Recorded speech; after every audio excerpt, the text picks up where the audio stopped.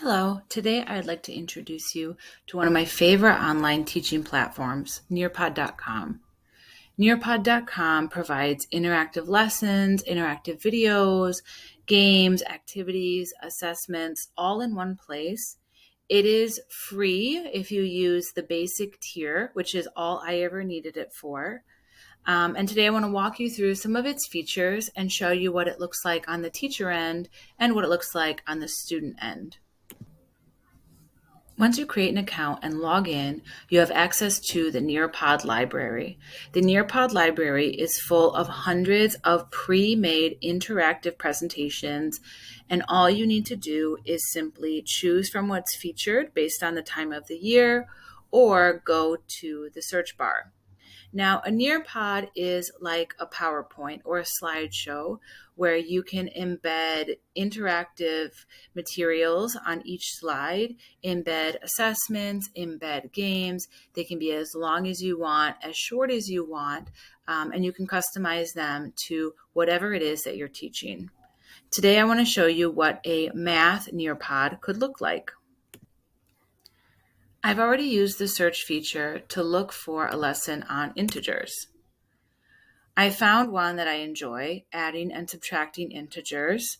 It's short, it's sweet, it's straight to the point, it's really all I need. So I added it to my lessons by clicking Add to my lessons. In this case, because I already added it, I can go to Show in my lessons.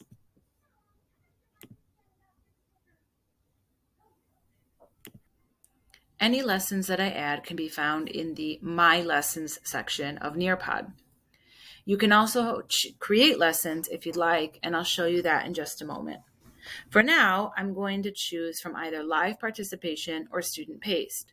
Live participation is when you want to do it right then and there with your students, whether they're online, whether they're in the classroom, everyone is working on it at the same time. Student paced would be if you are assigning it for independent work or homework. I'm going to choose live participation, and I'm going to split my screen so that on the left side you can see what the teacher would see, and on the right side you can see what the student would see. Once you click live participation, a code will pop up on your screen.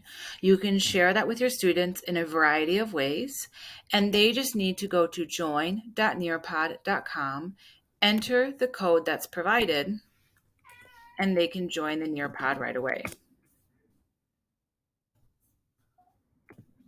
You can also copy the link and put it in your Zoom chat, so that all they have to do is click the link and not go to join.nearpod.com.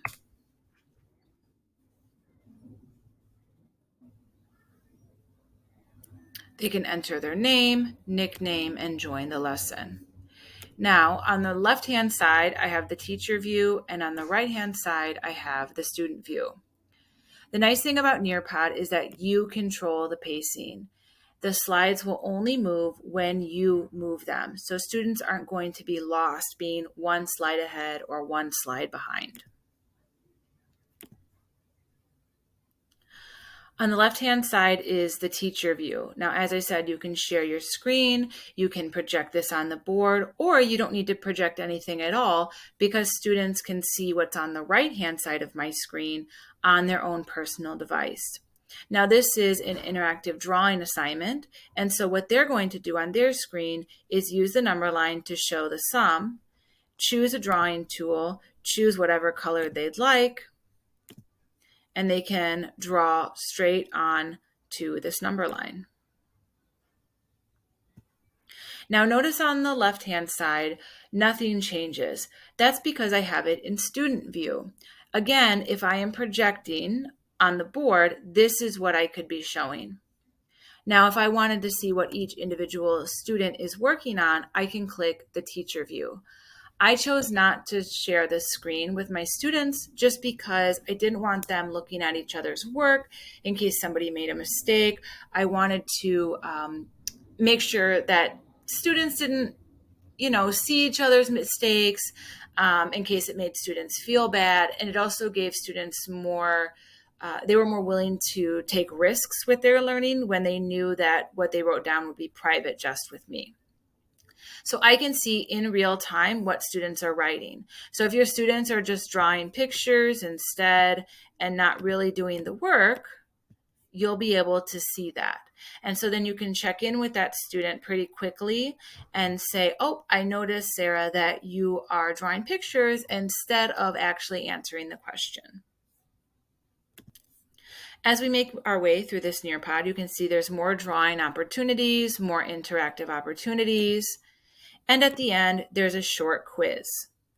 Once the students answer the quiz, you can see their results immediately. You can see both the class results and the student results. It'll tell you what students got correct, what students got incorrect, and then you can see a pie chart that shows you overall as a class how they did. And so you can see if there's anything that needs to be reinforced. You also have the ability to create your own interactive lessons. It's very simple. You can just add content such as slides, videos, web content, VR field trips, audio, PDFs. You can also embed activities. The time to climb is an assessment that looks like a game.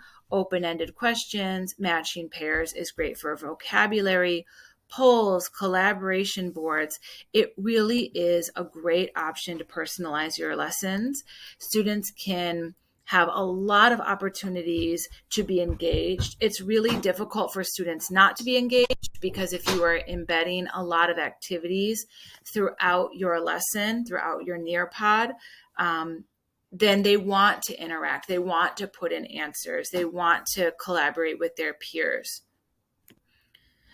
I have found so much success with Nearpod.com. As I said, I use it during remote learning, and I continue to use it during in-person learning. It really is a valuable resource for educators, and I highly recommend that you explore it.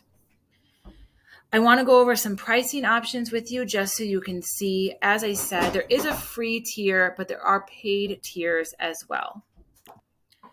Anytime I discover a new program, I consider price because that can either make or break the fact if I'm going to use it. Now, as I said, Nearpod does have a free tier, and this is actually the tier that I used for the past 2 years. You get 100 megabytes of storage, 40 students can join per lesson, and you get all the standard features and functionality of Nearpod. The only con of the silver tier is that you can only save about 5 Nearpods in your My Lesson section at a time. So if you want to save several to use year after year, you might want to pay for a tier. But as I said, once I was done using it, I would delete it, and so I didn't need to save them. Therefore, the free tier worked just fine for me. And there you have it. Nearpod.com is a fabulous, free, interactive, engaging resource for educators. You can embed games, you can embed videos, you can embed VR opportunities. There's so much that you can do with Nearpod.com. Even after using it for the past 2 years, I'm finding that I'm tweaking it and discovering new things. So check it out today. Let me know in the comments what you think about Nearpod.com, and also check out the other 5 free resources that I've included in this blog post.